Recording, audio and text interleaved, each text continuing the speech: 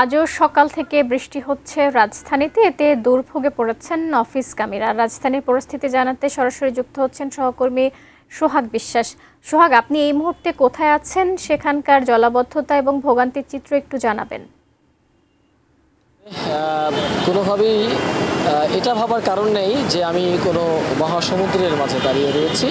এটা ভাবার কোনো কারণ নেই, কারণ আমি রাজধানীর বনানীতেই আছি। বনানীর যে মূল সড়ক, যেটি একদমই ভিআইপি সড়ক বা একেবারে রাজধানীর বুকের যে প্রধান সড়ক, সেই সড়কের উপর দাঁড়িয়ে আছি, যেখানে হাঁটু সমান পানি। সকাল থেকে যে খুব বেশি বৃষ্টি হয়েছে তেমনটা কিন্তু না, অল্প বৃষ্টি, কিন্তু ভোগান্তি অনেক বড়। এটাই রাজধানীর বর্তমান চিত্র, প্রতিনিয়ত প্রতিদিনকার চিত্র এটি।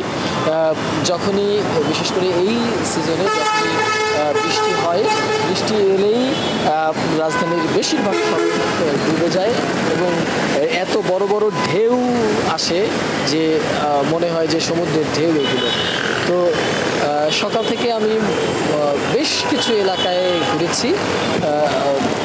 সেই সব এলাকাগুলোতে, অর্থাৎ গতকাল যে এলাকাগুলোতে একদমই পানিতে ভাসমান ছিল বা পানিতে ডোবা ছিল যে সড়কগুলো, সেগুলো আজকে খুব একটা নাই। কিন্তু বনানীর যে সড়কটি, গতকালকেও এখানের অবস্থা যেমনটা ছিল ঠিক একই রকম অবস্থা এই যে আজকেও আমরা দেখতে পাচ্ছি। একদমই সকালে সামান্য বৃষ্টি শুরু হয়, সামান্য বৃষ্টির পরেই কিছুক্ষণ পরেই এই বনানীর এলাকায় পানি জমে যায় এবং মানুষের ভোগান্তি কিন্তু চরমে তৈরি হয়েছে। বসুন্ধরা টিস্যু, অশুদ্ধতার বিরুদ্ধে এক বিন্দুও ছাড় নয়। একটু কথা বলি ভাইয়া, কি অবস্থা? আপনি দেখতে পাচ্ছি আপনি নিজেও একজন গণমাধ্যম কর্মী।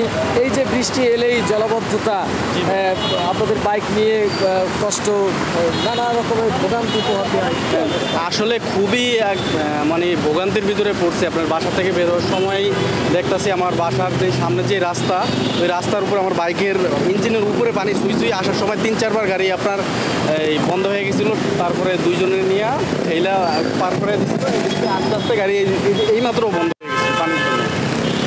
ঢাকার যে পরিস্থিতির মানে অবস্থা আর কি, বসবাস একবার খুব অযোগ্য হয়ে গেছে এটা।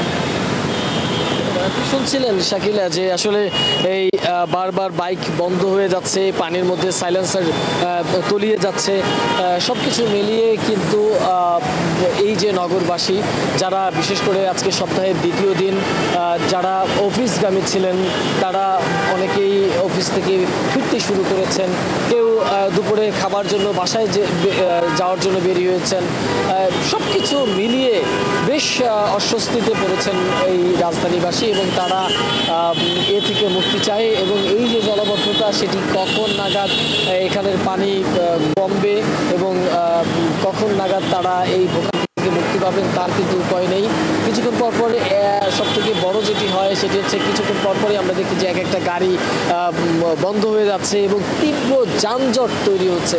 এখানে কিছুক্ষণ পরপরই যানজটে নাকাল হয়ে যাচ্ছে এবং এই যে দেখছেন যে গাড়ির এক একটা পানির ঢেউ এত পরিমাণে যে এটা আসলে সমুদ্রের বিচের ঢেউয়ের মতো অবস্থা তৈরি হচ্ছে।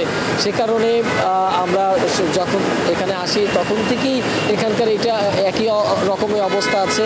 1 ঘন্টায়ও পানির যে ফ্লো, সেটি কিন্তু যে পানির আমরা আসার পরে যেই হাঁটু সমান পানি দেখেছি, সেই একই রকম পানি শাকিলে আছে, কোনোভাবেই কমার নাম নেই।